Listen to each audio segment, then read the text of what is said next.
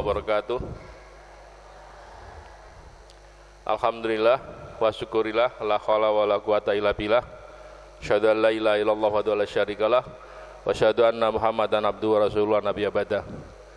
Jamaah pengajian umum keluarga rahmatul alamin yang dimuliakan Allah, dengan mengucap syukur alhamdulillah pada sore hari ini untuk yang kesekian kita bisa melaksanakan pengajian umum yang insya Allah pada hari ini akan disampaikan oleh Ustadz Ibnu Habibi MAG dari Bojonegoro. Insya Allah nanti pada tanggal 15 Maret tausiah akan disampaikan oleh Ustadz Arif Syaifuddin Mukhid dari Batu Malang. Para Ustadz Habibi kami persilahkan. Bismillahirrahmanirrahim. Assalamualaikum warahmatullahi wabarakatuh. Innal hamdalillah nahmaduhu wa nasta'inuhu wa nastaghfiruh wa na'udzu billahi min sururi anfusina wa min sayyiati a'malina. May yahdihillahu fala mudhillalah wa may yudlil fala hadiyalah. Asyhadu an la ilaha illallah wahdahu la syarikalah wa asyhadu anna Muhammadan abduhu wa rasuluh alladzi la nabiyya ba'dah addal amanah wa ballaghar risalah wa nasuhal ummah wa jahada fi sabilillahi haqqa jihadih. Qala Allah Ta'ala fil Qur'anil Karim, a'udzu billahi minasyaitonir rajim. Bismillahirrahmanirrahim. Ya ayyuhalladzina amanu taqullaha haqqa tuqatih wa la tamutunna illa wa antum muslimun. Yang kami hormati seluruh jajaran Takmir Masjid At-Taqwa Perguruan Muhammadiyah Sumberjo, para alim, para ulama, asatidah yang kami hormati, Bapak Ibu semuanya, jamaah pengajian Rahmatan lil Alamin Masjid At-Taqwa Sumberjo. Tiada kata yang patut kita ucapkan melainkan kalimat alhamdulillah. Segala puji bagi Allah, karena kulolan panjenengan sedaya menika masih merasakan nikmat-nikmat yang diberikan oleh Allah kepada kita. Baik itu nikmat iman, nikmat Islam ataupun kesehatan. Sehingga kita di sini bisa menghadiri acara yang penuh barokah insyaallah dalam rangka tholabul ilmi, menuntut ilmu. Semoga ini menjadi catatan amal baik kita di hadapan Allah Subhanahu wa taala. Shalawat dan salam semoga tetap tercurahkan kepada Nabi kita Muhammad sallallahu alaihi wasallam. Tentunya kita semua yang ada di sini berharap menjadi umatnya yang tercatat mendapatkan syafaatul uzma fi yaumil qiyamah. Amin ya rabbal alamin. Para jamaah sekalian yang dirahmati oleh Allah Subhanahu wa taala, izinkan kami dalam hal ini menjelaskan kami nama Ibnu Habibi. Kalau aslinya ya daerah sendiri ya, Telogo Agung, Kedung Adem, dan posisinya sekarang alhamdulillah kami diamanahi menjadi Ketua Sekolah Tinggi Ilmu Tarbiyah Muhammadiyah Bojonegoro. Okay. Kalau alumninya alumni Aliyah Sumberjo sini tahun 2004. Kemudian di Ma'had Umar bin Khattab sampai tahun 2006. Kemudian di Universitas Muhammadiyah Sidoarjo lulus tahun 2008 dan kemudian melanjutkan di IAIN Sunan Ampel S2 ngambil bahasa Arab tahun 2011. Alhamdulillah lulus, dan hari ini pula atau saat ini kita masih atau kami masih melanjutkan kuliah ya, S3 di UIN Maulana Malik Ibrahim Malang dan masih semester 5, Bapak Ibu sekalian. Itulah sekilas yang bisa kami perkenalkan. Kalau misalkan jamaah masih ada yang belum kenal.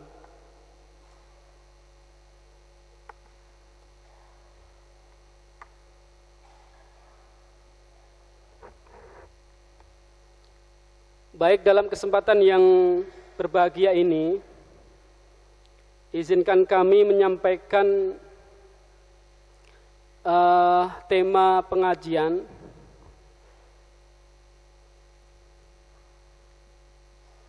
yakni 4 bekal seorang muslim menghadapi fitnah akhir zaman. Ya. Tapi sebelumnya kiranya kita mengenang kembali bahwa kemarin kita memperingati hari besar Islam yakni Isra Mi'raj Nabi Muhammad sallallahu alaihi wasallam yang biasanya diperingati tanggal 27 Rajab 1442 Hijriah, tepatnya yang kemarin kita laksanakan, atau 28 Februari tahun 2022.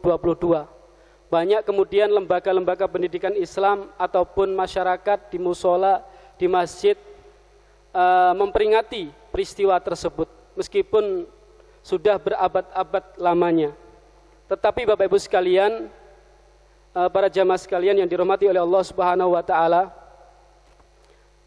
kalau kita melihat dalam peristiwa Isra Mi'raj itu yang paling besar itu hanya 3 hal. Yang pertama adalah mengapa Rasulullah SAW itu diperjalankan oleh Allah, sebagaimana di dalam surat Al-Isra ayat 1, a'udzubillahi minasyaitonirrajim, bismillahirrahmanirrahim, subhanalladzi asra bi 'abdihi lailan minal masjidil harami ilal masjidil aqsa alladzi barakna haulahu linuriyahu min ayatina. Jadi di sana ternyata Nabi Muhammad SAW diperjalankan oleh Allah itu setelah mengalami fase di paling titik bawah dalam kehidupan beliau. Kenapa? Karena beliau itu dalam tahun yang sama, di tahun 619 Masehi, itu ditinggal wafat oleh Siti Khadijah, istrinya tercinta. Yang namanya seorang istri itu kan gimana Bapak Ibu? Jadi teman, tidak ada yang teman yang lebih dekat itu kecuali pasangan hidup kita. Kalau saudara itu kadang masih bisa berpura-pura ataupun kedua orang tua, tetapi kalau sudah pasangan kita itu njobo jerone pasti ngerti. Nah, Rasulullah juga demikian, ditinggal seorang istrinya yang tercinta, Siti Khadijah itu merasa sedih, bahkan tidak selang waktu yang lama itu paman beliau yang bernama Abu Thalib juga wafat meninggalkan beliau, sehingga tahun itu disebut dengan Amul Huzni. Dengan kesedihan yang demikian, tentu saja Allah itu ingin menghibur Nabi Muhammad SAW, sehingga kemudian terjadi peristiwa Isra Mi'raj. Yang kedua, dalam peristiwa Isra Mi'raj ini masih pendahuluan, ada perintah yang spesial, yakni menjalankan sholat 5 waktu. Mbok menawi kula lan panjenengan sedaya dulu itu pernah mendengar cerita dari kiai kita atau ustadz-ustadz kita bahwa sebenarnya Nabi Muhammad itu dapat perintah itu 50 waktu sholat. Nah, ini tidak kemudian benar tidaknya kita tidak mengetahui, tetapi yang pasti Nabi itu diperintah oleh Allah untuk sholat 5 waktu. Kenapa sholat ini menjadi spesial? Kalau ibadah-ibadah yang lain, kalau syariat-syariat yang lain itu melalui wahyu, melalui ayat suci Al-Quran, melalui hadis Nabi, tetapi kalau sholat langsung Allah memanggil Nabi Muhammad menghadapnya, kemudian menerima sholat. Di antaranya adalah karena sholat ini tiang agama. As-sholatu imaduddin. Sholat itu adalah tiang agama. Barang siapa yang tidak mengerjakan atau tidak menghiraukan, sama saja dengan dia menghancurkan, merobohkan agama. Salat itu pembeda antara seorang mukmin dengan seorang kafir. Itu salat. Dan yang pasti di sini yang perlu kita ketahui, awwalu ma yuhasabu bihil abdu yaumal qiyamah as-shalah.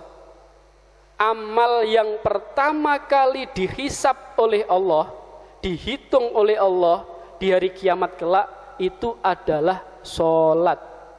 Makanya kelolaan panjenengan sedaya menika ampun ngantos ninggalaken salat, jangan sampai kemudian menyepelekan masalah salat ini.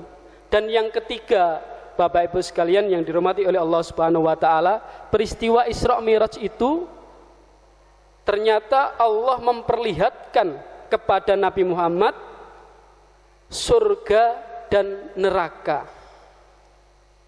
Yang mulanya Nabi itu sempat down karena ditinggal oleh orang-orang terdekatnya, sempat frustasi, sempat mandek untuk berdakwah. Akhirnya ketika Allah memperlihatkan hakikat yang sebenarnya, yakni surga dan neraka, bahwa nanti benar ada hari kiamat, bahwa benar nanti ada surga dan neraka, bahwa ada penduduk surga, ada penduduk neraka, bahwa inilah yang menyebabkan orang masuk surga, inilah orang yang menyebabkan masuk neraka. Beliau kemudian bangkit kembali, kemudian bersemangat kembali untuk berdakwah sehingga Islam bisa menyebar ke seluruh penjuru dunia sampai saat ini yang kita rasakan seperti ini. Maka para jemaah sekalian yang dirahmati oleh Allah Subhanahu wa taala, memang Isra Mi'raj ini momen penting. Bahkan ada orang yang tidak percaya, tetapi kita sebagai mukmin yang sejati tentunya wajib beriman, membenarkan apa yang dialami oleh Rasulullah sebagaimana sahabat Nabi Abu Bakar yang dijuluki dengan As-Siddiq karena percaya terhadap apa yang dialami oleh Nabi, yakni Isra Mi'raj. Inilah pendahuluan ya Bapak Ibu sekalian. Berikutnya kita akan bersama-sama mengupas atau menjelaskan tentang fitnah akhir zaman. Ini sejatinya kita itu piye, urip iku piye gitu. Sondok suwe urip kok kaya ngene. Kemarin rame masalah adzan ya kan, masalah belum lagi kelangkaan minyak goreng dan lain sebagainya. Sebenarnya hidup itu untuk apa gitu? Apakah kita itu benar-benar berada di fase terakhir sebagaimana disebutkan banyak hadis itu, kita di fase terakhir dari perjalanan panjang zaman ini. Nah, Bapak Ibu yang dirahmati oleh Allah Subhanahu wa taala, nah, kalau kita melihat istilahnya makna akhir zaman itu adalah hari kiamat di mana Allah Azza wa Jalla bangkitkan seluruh manusia untuk dihisab dan dibalas seluruh amalnya. Atau kalau dalam kitab itu adalah yakni yaumul ladzi intahau marhalatud dunya. Jadi hari akhir itu adalah bergantinya hari setelah fase di dunia itu berakhir. Nah, tentunya hari akhir ini wajib kita percaya karena memang termasuk rukun iman yang kelima, yakni iman kepada hari akhir. Ini kadang ada orang yang tidak percaya, ngoten Ibu. Dulu rame salah satu pimpinan partai itu kan di podium mengatakan, kenapa para ustadz, kenapa para kiai itu ngomong masalah hari akhir, hari kiamat, hari akhir, hari kiamat? Apakah mereka sudah pernah ke sana? Itu ada salah satu pimpinan partai demikian. Nah, itu berarti Islamnya masih abal-abal, Islamnya masih belum benar. Karena hari akhir itu pasti adanya. Hari kiamat itu pasti akan datang. Nah, kalau misalnya kita masih belum percaya, berarti iman kita belum sempurna. Nah, para jamaah sekalian yang dirahmati oleh Allah Subhanahu wa taala, kemudian ternyata ketika mendekati akhir zaman, sebelum terjadinya hari kiamat, itu ada peristiwa-peristiwa yang disebut dengan fitnah. Bukan fitnah mengatakan yang bukan terhadap orang lain, itu bukan, tetapi fitnah di sini adalah ujian, Bapak Ibu sekalian. Di sini dijelaskan ada 3 ya, fitnah al-ahlas, yaitu kekacauan sebab banyaknya pengungsian dan perampasan harta serta nyawa. Ini nanti kita bisa lihat bersama. Ini mulai ramai, mulai panas ya dunia ini. Kira-kira nanti akan ada perang dunia ketiga ini. Kemudian fitnah as-sarra, kekacauan sebab perebutan sumber harta dunia, kekacauan yang membuat musuh senang, atau kekacauan karena kebencian dan sakit hati. Ini bisa kita lihat di Timur Tengah, perebutan sumber minyak, perebutan ideologi ya. Kemudian ada fitnah al-duhaima, yakni kekacauan karena susahnya membedakan kebenaran. Fitnah ini akan menimpa semua orang yang terlibat dalam konflik. Nah, ini kita akhir-akhir ini dihadapkan berbagai macam masalah. Banyak kemudian umat Islam itu dirugikan. Nah, ini bisa kita lihat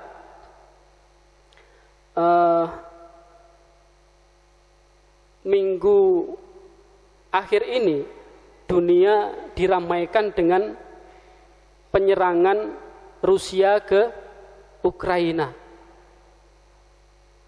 Saling membombardir, ngebom, Bapak sekalian. Di sana itu mencekam. Ya, di sana itu mencekam luar biasa. Jadi Rusia itu menyerang Ukraina, mungkin Bapak Ibu sekalian sudah melihat beritanya atau membaca beritanya. Yang pasti antara Rusia dan Ukraina ini sudah masalah laten, sudah masalah lama. Jadi pertama dulu itu satu negara yang bernama Uni Soviet, kemudian pecah, kemudian terjadi perdamaian, dan kemudian ada konflik di mana sebenarnya Rusia ini ingin Ukraina itu tetap dalam bagian negara Rusia yang masih ingin membuat hegemoni Uni Soviet. Nah, ternyata Ukraina ini kemudian lebih condong kepada NATO dan Amerika, sehingga membuat Rusia itu menjadi marah dan terjadilah perang.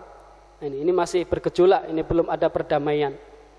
Ini kan sudah banyak ribuan nyawa yang, atau puluhan nyawa ya, yang sudah melayang di sini. Nah, kemudian beberapa tahun terakhir kita juga dihadapkan pada masalah-masalah dalam negeri. Banyak kemudian pengajian-pengajian dibubarkan. Ustadz-ustadz tertentu itu dilarang ceramah. Kemudian justru sebaliknya ada orang-orang kafir, mohon maaf, non muslim yang kemudian disambut di pesantren. Ini kan menjadi kebalik, mana yang benar, mana yang salah. Nah, ini karena memang sudah akhir zaman di sini. Kemudian justru banyak gereja dijaga oleh saudara-saudara kita Muslim dari sini. Ini yang ada di dalam negeri, di negara kita. Kemudian di sini ada gambar seorang wanita ya. Memang yang menjadi fitnah akhir zaman itu termasuk kaum wanita. Ngapunten niki ibu-ibu, mbak-mbak, saudara, bukan berarti panjenengan ini fitnah, bukan, tetapi memang Allah itu menyebutkan hubbus syahawati minan nisa. Kecenderungan manusia itu dihiasi dengan an-nisa, wanita. Ya. Sebenarnya wanita memang di dalam Islam itu ditempatkan di kedudukan yang paling tinggi, seorang ibu, ya kan? Seorang ibu. Al-jannatu tahta aqdamil ummahat. Surga itu di bawah telapak kaki ibu. Tetapi yang dimaksud fitnah di sini banyak kemudian wanita-wanita yang tidak paham terhadap agama, atau justru mereka itu bermaksiat kepada Allah sehingga bisa menjerumuskan orang-orang di sekitarnya. Bagaimana seorang wanita yang kemudian tidak malu lagi, tidak memakai jilbab, tidak malu lagi memakai pakaian yang minim dan lain sebagainya, tidak sesuai dengan syariat Islam. Ini fitnah akhir zaman.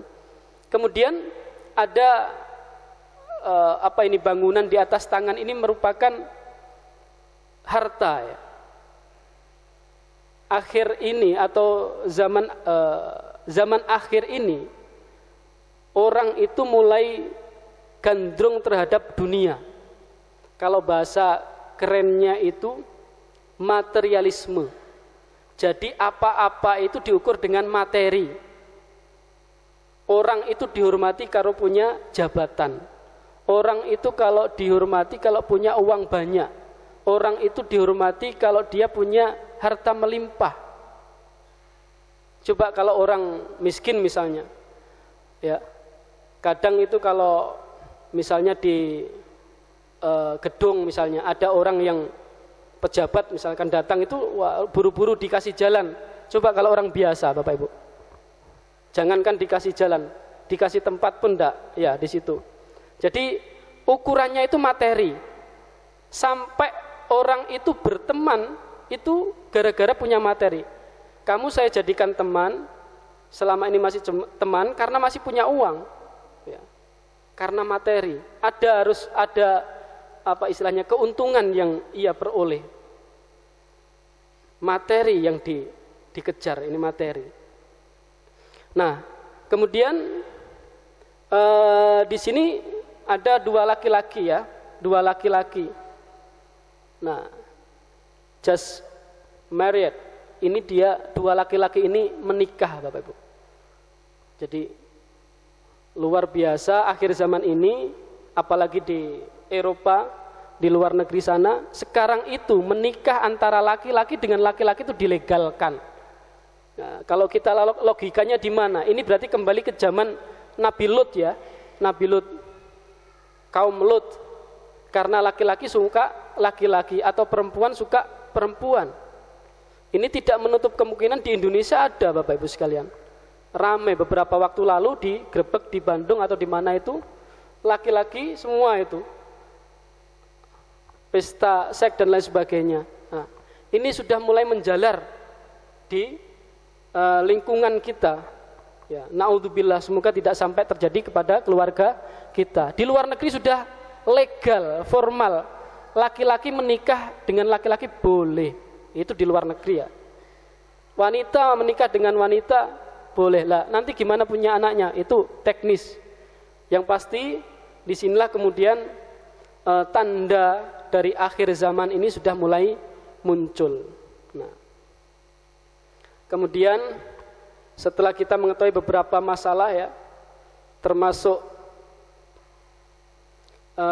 terjadinya banyak pembunuhan, terjadinya banyak kematian, kita masih belum hilang dari ingatan kita bagaimana COVID-19 ini merenggut banyak nyawa,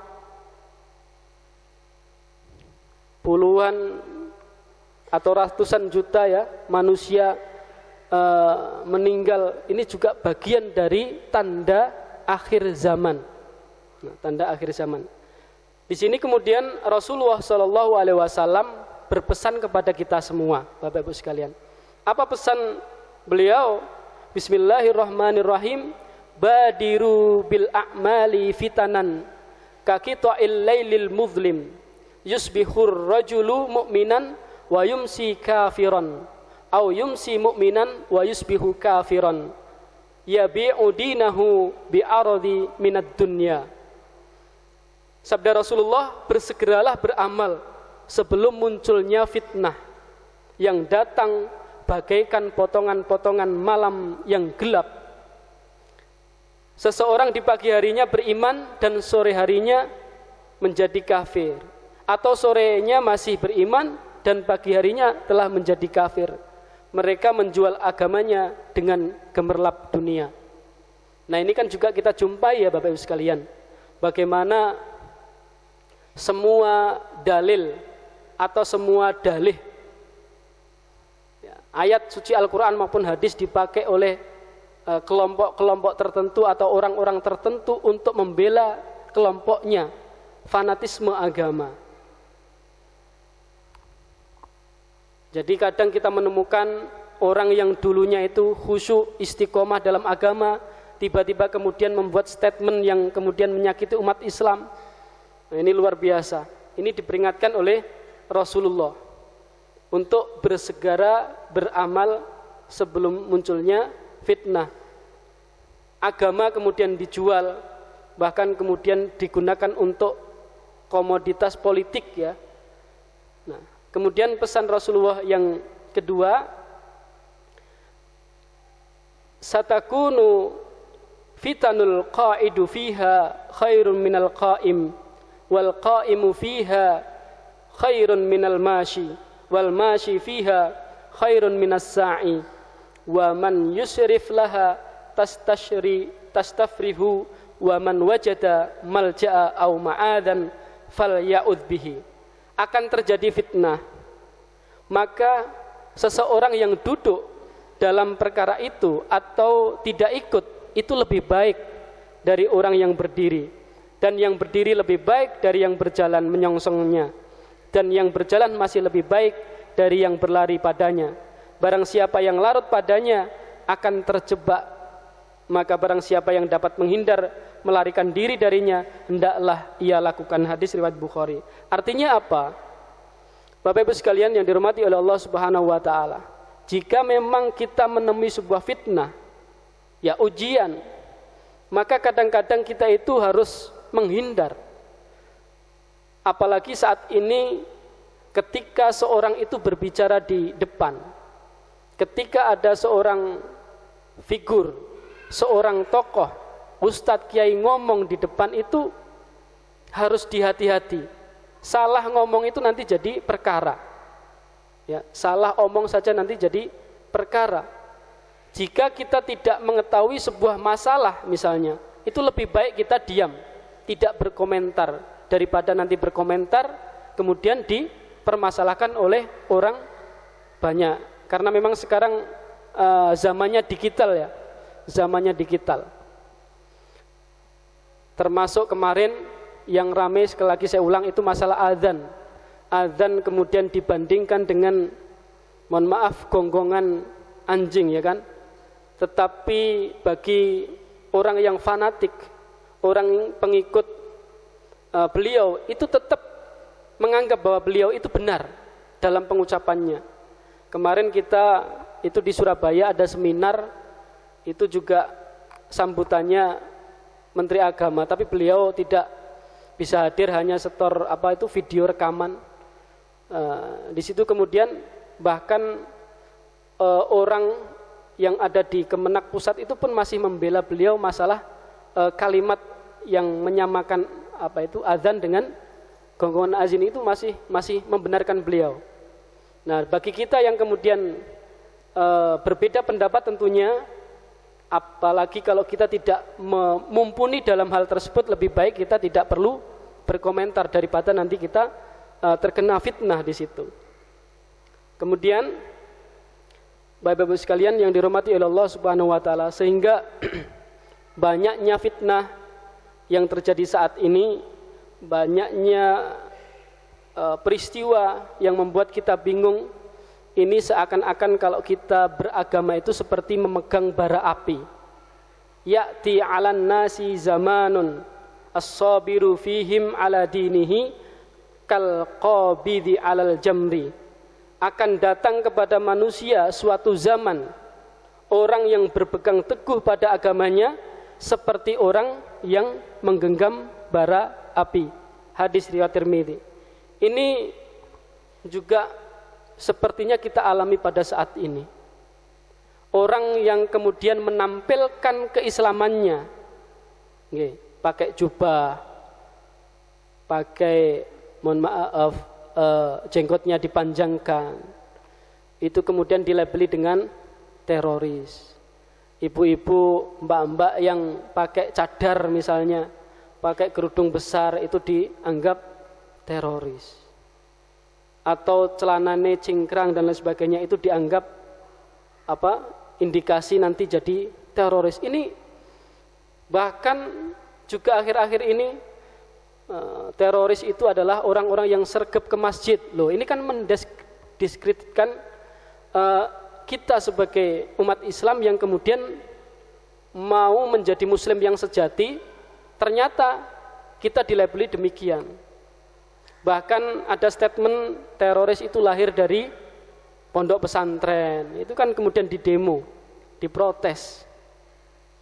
Ada lagi teroris itu timbul dari sekolah-sekolah Islam. Kalau di kampus itu persatuan-persatuan mahasiswa muslim, rohis dan lain sebagainya, itu kemudian dicap sebagai indikasi terjadinya radikal.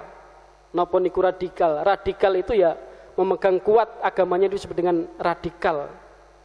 Nah, kita itu Bapak Ibu sekalian, mau terlalu aktif ke masjid nanti dianggap teroris. Kalau tidak aktif ke masjid nanti gimana dengan agama kita? Ini seakan-akan kalau kita berpegang teguh kepada agama kita itu diandaikan oleh Rasulullah itu seperti memegang bara api. Bara api itu ya agama kita.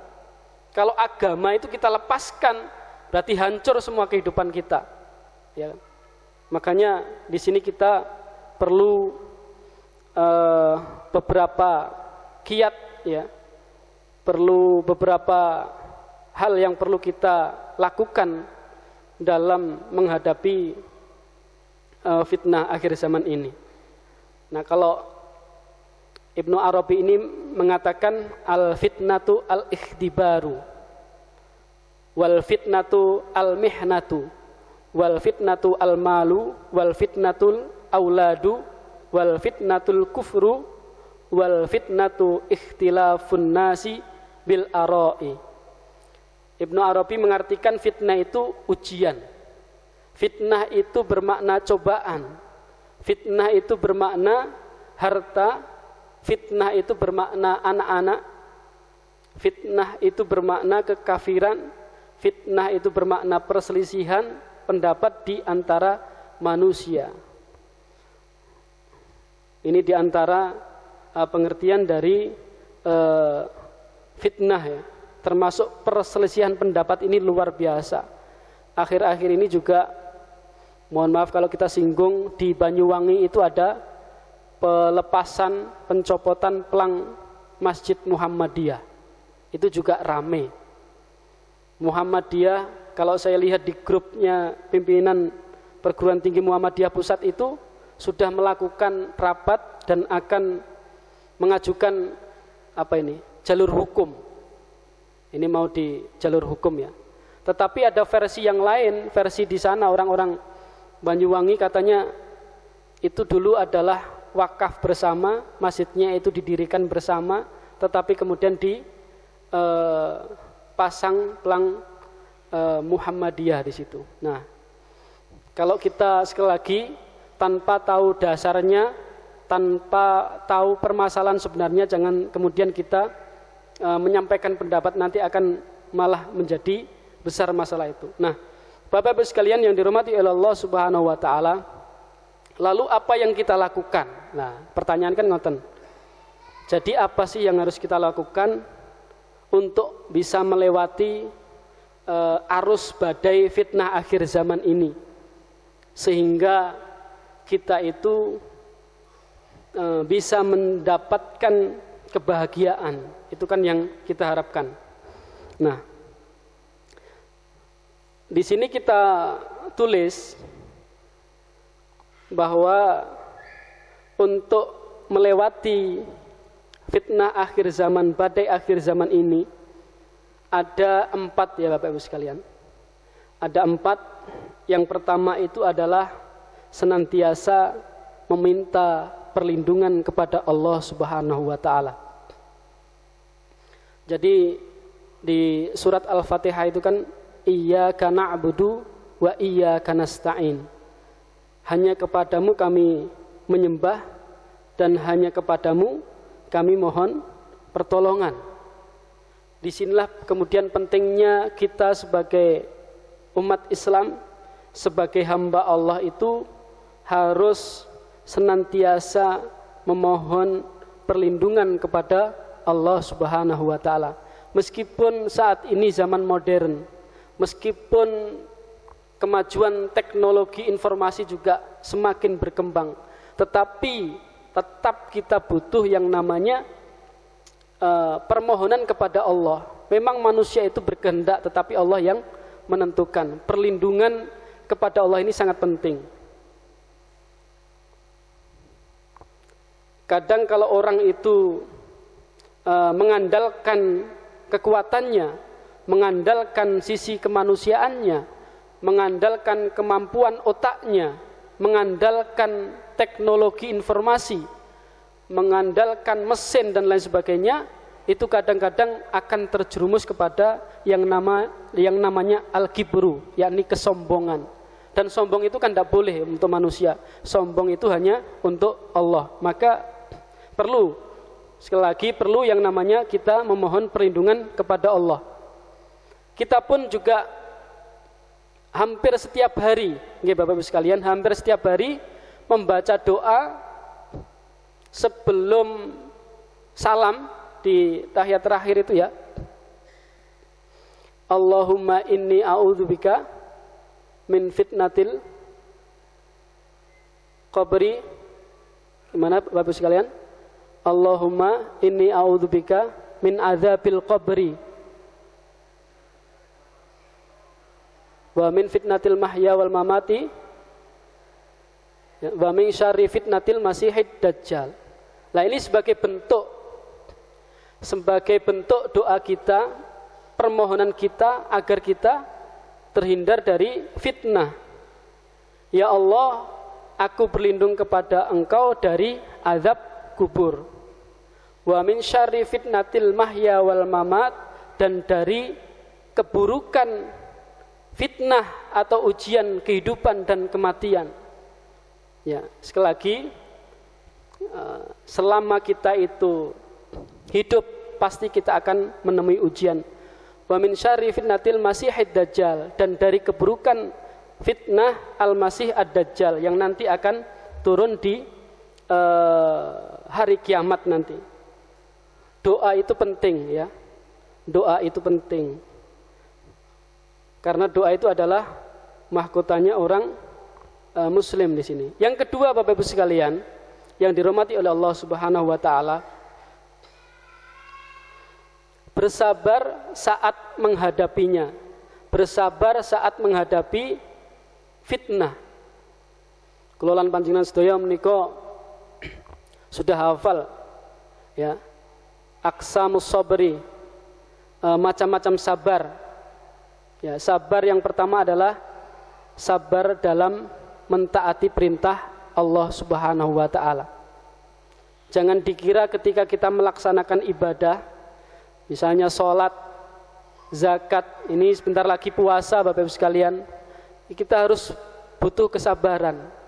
Jangan-jangan ketika ini sudah akhir Rajab ya, akhir Rajab, sebentar lagi Sya'ban, dan kemudian Ramadan. Jangan sampai kemudian terucap dalam lisan kita, waduh kok wis poso maneh, ya kan? Aduh poso neh, iki lesu-lesunan maneh iki ya, gak makan lagi ya. Jangan sampai kemudian terucap demikian. Justru kita harus menyambut dengan gembira.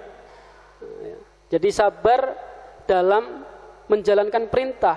Kalau kita tidak sabar, tidak mungkin kita akan melakukan apa yang menjadi kewajiban kita.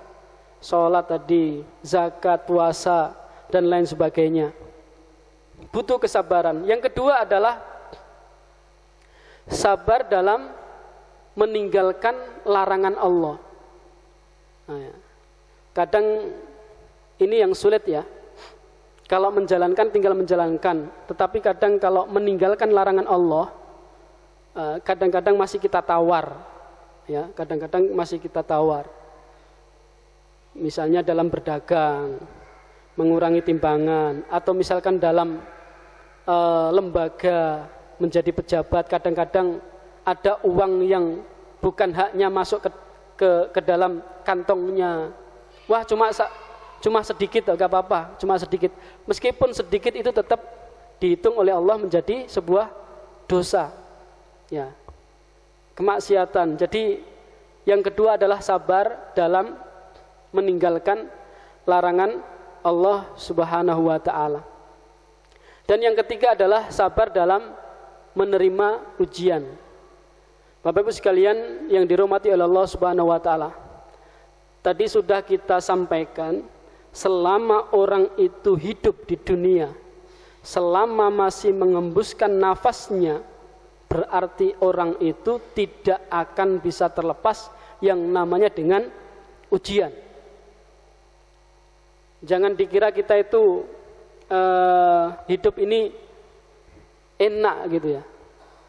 Dulu masih anak, ya paling enak itu ya masa anak-anak itu, tidak ada beban. Tapi nanti kalau sudah remaja, sudah mukallaf, dia akan kemudian terkena dengan kewajiban-kewajiban. Ada ujian. Sama halnya dengan orang sekolah, ya kan? Anak sekolah itu juga ada ujiannya. Ketika berkeluarga diuji dengan istrinya, ya.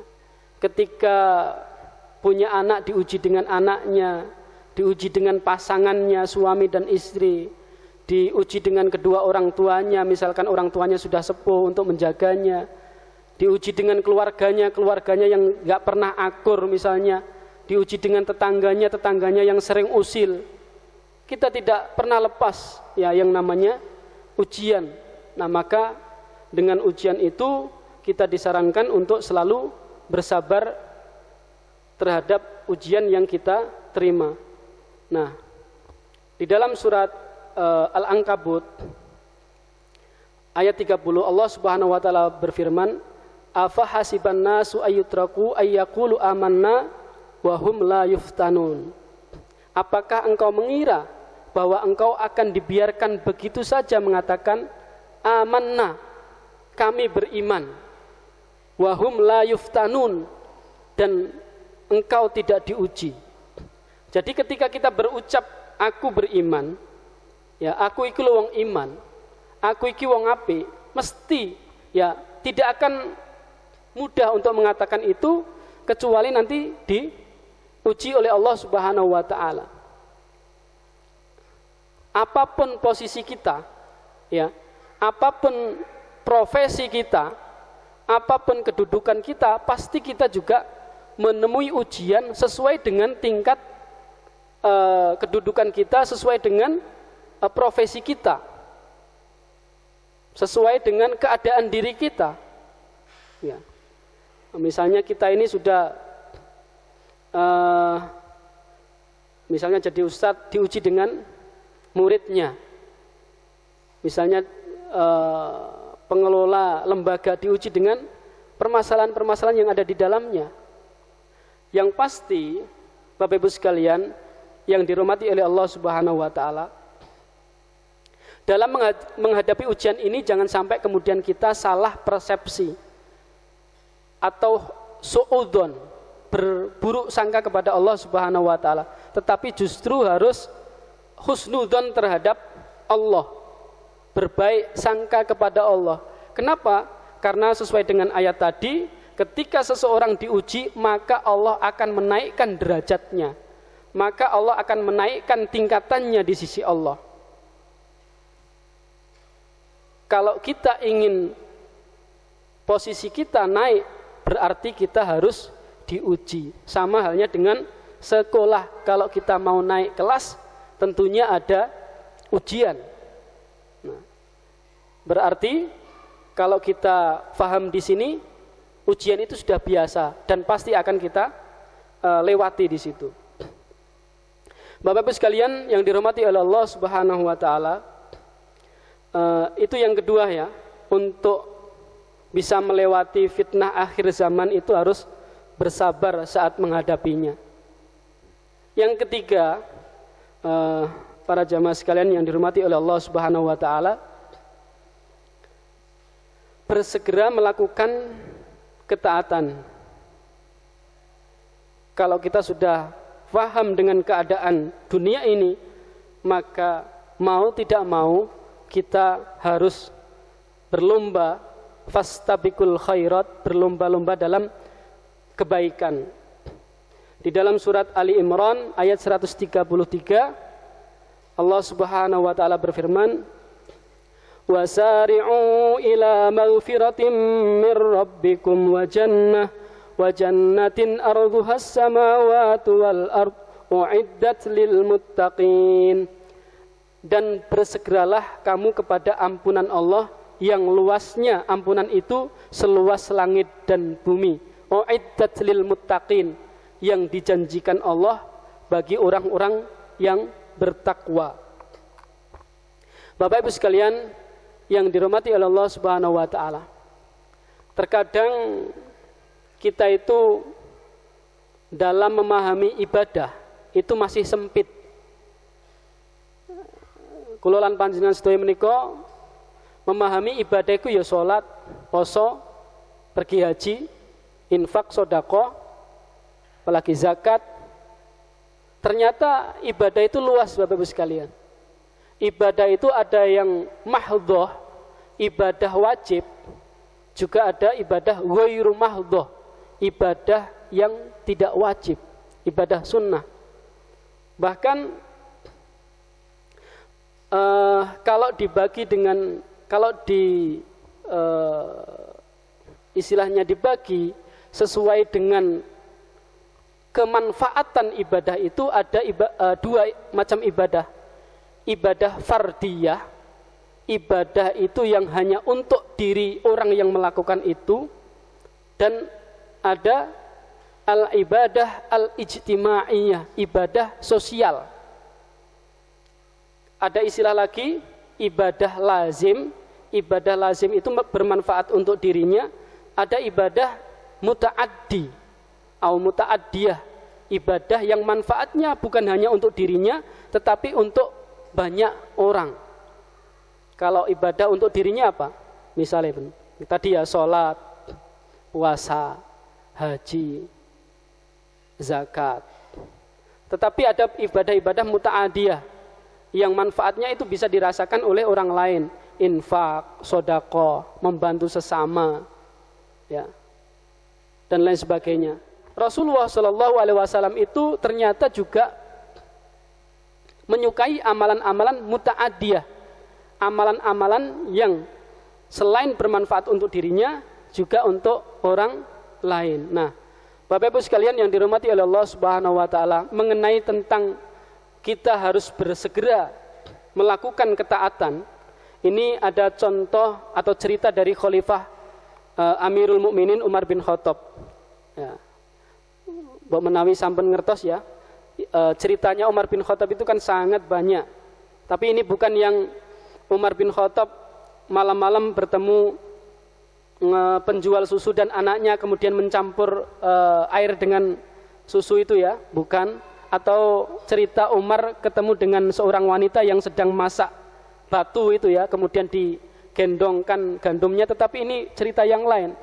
Suatu hari Umar bin Khattab itu berjalan ya sebagaimana mestinya, yara ahwalal muslimin. Jadi Umar bin Khattab itu hobinya itu adalah belusukan, melihat keadaan kaum muslimin. Nah, suatu malam itu di pinggiran kota Madinah, beliau itu menemukan sebuah tenda. Kemudian ditemuilah seorang laki-laki di luarnya. Wahai si fulan, mengapa engkau di sini dan siapa yang ada di dalam tenda itu? Wahai fulan, karena memang orangnya ini belum tahu Umar, di dalam itu ada istriku yang mau melahirkan. Loh, tidak ada keluarga yang lain? Tidak ada. Langsung Umar bin Khattab niku pulang ke rumahnya tengah malam membangunkan istrinya, ibu-ibu. Jadi istrinya dibangunkan. Ini ya intinya di sini cerita ini. Umar itu berkata, ya abnatal akramin, wahai anak-anak orang mulia, hal laki hadza min khairin saqahullahu ilaik. Inilah perkataan Umar yang kemudian menjadi pelajaran bagi kita semua. Umar berkata pada istrinya, apakah engkau mau kutunjukkan kebaikan yang didatangkan oleh Allah kepada kita? Lihat Bapak Ibu sekalian, kata-kata Umar ini kepada istrinya, lihat.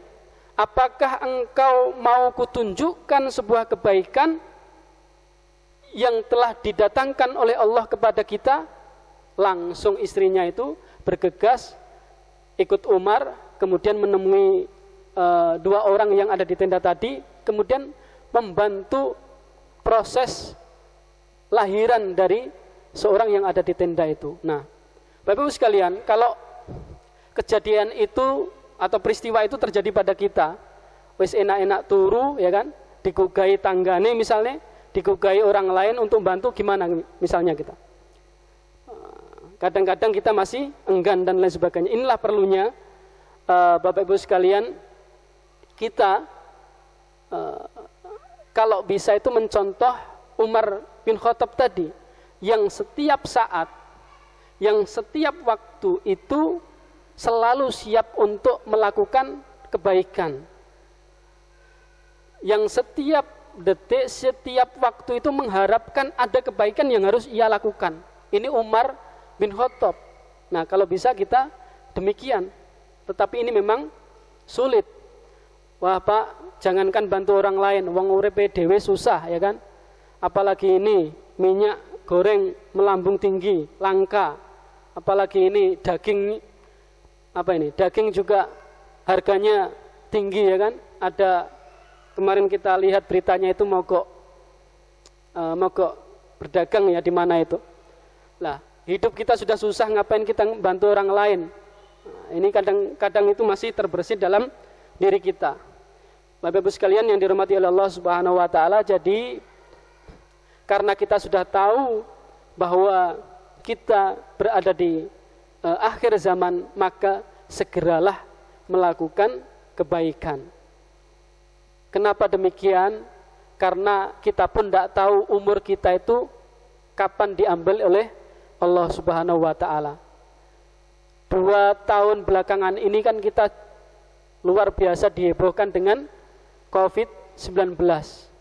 Yang dulunya masih segar bugar, masih sehat walafiat, ternyata tiba-tiba kena corona sampai kemudian meninggal dunia.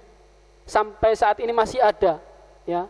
Bahkan apa ini, berkembang ya Omikron di sini. Kalau di rumah sakit daerah juga ada, di RSA itu juga masih ada, bahkan di lembaga-lembaga pendidikan itu juga Bapak Ibu guru juga ada yang kemudian terkena, sehingga Bojonegoro ini kan kemudian masuk sekolah itu 50% karena memang masih ada indikasi. Lah, dengan kejadian-kejadian demikian itu, dengan peristiwa-peristiwa itu kan kita kemudian menjadi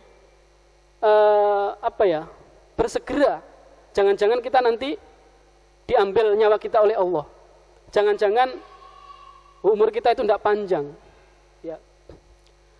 Maka yang perlu kita lakukan di sini adalah bersegera melakukan ketaatan, bersegera melakukan kebaikan. Para jamaah sekalian yang dirahmati oleh Allah Subhanahu wa taala, yang keempat, untuk bisa kita melewati gelombang fitnah akhir zaman adalah memohon kematian yang baik. Ini sering dibaca oleh khatib ketika Jumat di pembukaannya. Ya ayyuhalladzina amanu taqullaha haqqa tuqatihi wa la tamutunna illa wa antum muslimun. Wahai orang-orang yang beriman, bertakwalah kepada Allah kamu dengan sebenar-benarnya takwa. Wa la tamutunna, dan janganlah engkau mati illa wa antum muslimun, kecuali engkau mati dalam keadaan muslim. Ini kan yang kita minta kan. Kadang-kadang orang kelihatannya baik, tetapi akhir hayatnya itu mengenaskan. Ya, sekali lagi, ini juga tidak bisa kita tebak kita nanti mati dalam keadaan su'ul khotimah atau husnul khotimah, tetapi yang perlu kita mohonkan kepada Allah, ya, memohonkan kepada Allah adalah kita mati dalam keadaan husnul khotimah. Allahumma inna nas'aluka tulal umuri bit ta'ah wahtim lana bihusnil khotimah.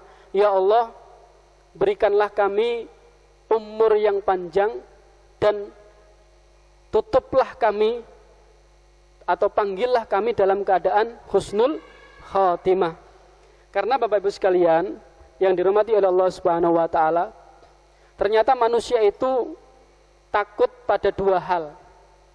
Sebagaimana dijelaskan Nabi, manusia umumnya itu takut dengan dua hal. Yang pertama adalah al-maut. Tadi saya jelaskan, kematian. Siapa yang tidak takut dengan mati? Kecuali mereka yang sudah benar-benar siap, sudah percaya bahwa amalnya banyak, atau sudah yakin betul bahwa dia masuk surga.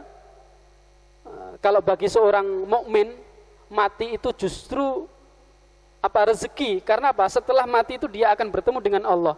Tetapi umumnya manusia, Bani Adam, anak manusia, itu takut dengan kematian. Padahal wal mautu khairun minal fitnah. Padahal kematian itu lebih baik daripada dia kena fitnah. Nanti ketika hari kiamat, ya, itu kan orang atau manusia yang mengalami peristiwa hari kiamat, gunung hancur, bumi terbelah dan lain sebagainya, itu kan umat seburuk-buruk umat, ya kan? Seburuk-buruk umat. Maka kita juga berlindung dari sana. Jangan sampai kita kemudian menjumpai atau melihat hari kiamat di situ. Tetapi bagi orang mukmin sekali lagi, justru kematian itu lebih baik daripada terkena fitnah. Dan yang kedua, yang ditakuti oleh manusia kebanyakan itu adalah qillatul mal. Napa niku qillatul mal? Sedikit harta. Sapa wonge sing gak susah nek gak duwe duit, jelas susah. Ya. Nah ini yang ditakutkan kebanyakan orang, sedikit harta. Arep tuku iki gak duwe duit, arep mau beli ini ndak punya uang, mau ke sana nggak punya uang, mau ke sana ndak punya kendaraan, ya. Itu ditakutkan banyak orang. Tetapi Bapak Ibu sekalian, di balik qillatul mal itu sebenarnya ada sedikit harta itu justru lebih baik, ya, karena akan sedikit dihisab, qillatul hisab. Jadi sedikit dihisab oleh Allah Subhanahu wa taala.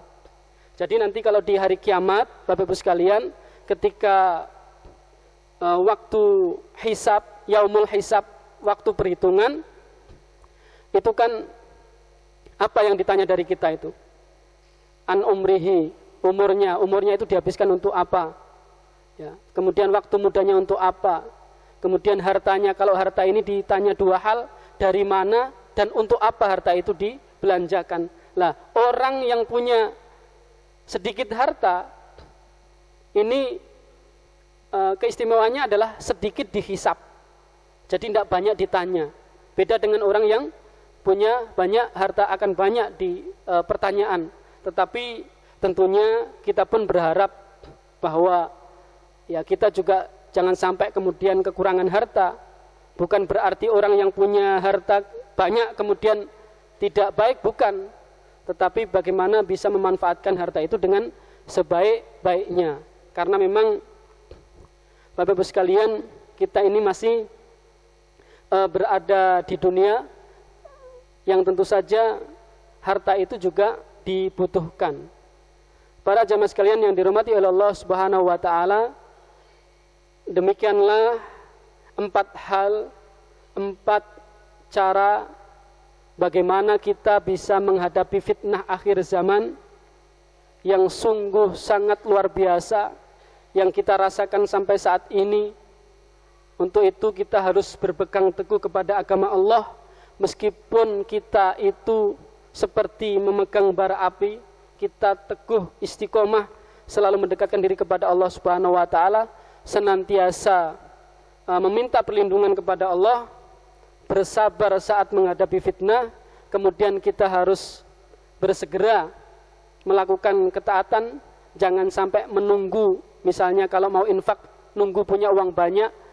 Kalau misalkan mau beribadah sholat, nunggu kalau sudah tua. Bukan seperti itu, tetapi bersegera kita untuk melakukan ketaatan apapun profesi kita, apapun kedudukan kita, dan terakhir kita memohon kepada Allah agar kita dipanggil menghadap Allah dalam keadaan husnul khatimah, dalam keadaan muslim. Saya kira itu yang bisa kami sampaikan kepada panjenengan semuanya.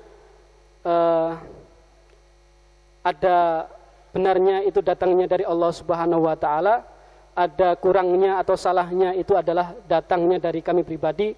Untuk itu kami mohon maaf yang sebesar-besarnya. Terima kasih sekali lagi untuk takmir Masjid At-Taqwa Sumberjo. Semoga apa yang kita sampaikan membawa manfaat kepada kita semua, menambah semangat karena sebentar lagi kita akan mendapatkan atau bertemu dengan Ramadan. Rabbana atina fid dunya hasanah wa fil akhirati hasanah wa qina adzabannar. Wa sallallahu ala nabiyyina Muhammadin wa ala alihi wa sahbihi ajmain. Walhamdulillahirabbil alamin. Assalamualaikum warahmatullahi wabarakatuh.